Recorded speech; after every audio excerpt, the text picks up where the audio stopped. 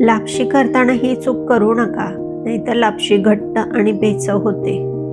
पाऊण वाटी गुळामध्ये पाऊण वाटी पाणी घालून उकळी काढून घ्यायची.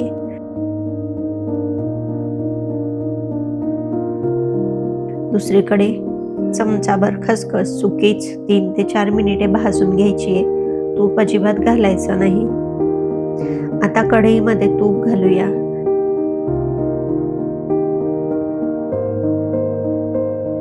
9 ते 10 काजू आणि बदाम तळून घ्यायचे आहेत.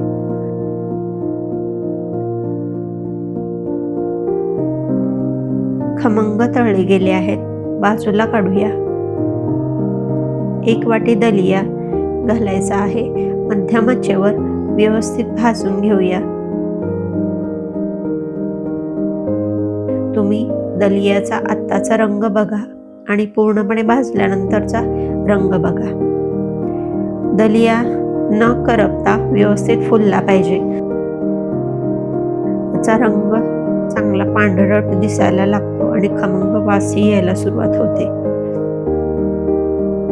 मी इथे 2.25 वाटी पाणी गरम करून घेतले, ते घालूया. थोडंसं हलवून झाकण ठेवून शिजायला ठेवूया.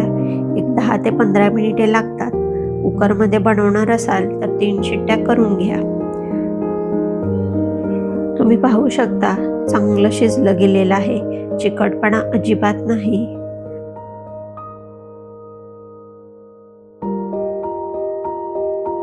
आता पाऊण वाटी गुळाचं पाणी घालूया. गुळाचं पाणी गाळून घालायचं आहे. तर लापशी करताना होणाऱ्या चुका काय आहेत? लापशी करताना दलिया व्यवस्थित भाजून घ्यायचा आहे. तुम्ही आता कलर बघितलाय ना, तो लालसर आहे, तो पांढरट झाला पाहिजे, तो चांगला फुलला पाहिजे. सुंठ पावडर, काजू बदाम मी कट करून घेतलेत ते घालते. भाजलेली खसखस घालून चांगलं मिक्स करून घ्यायचं.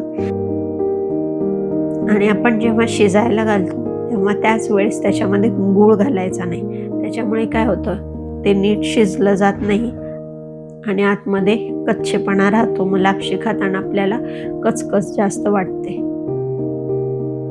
आता 4 ते 5 मिनिटांसाठी झाकून ठेवूया.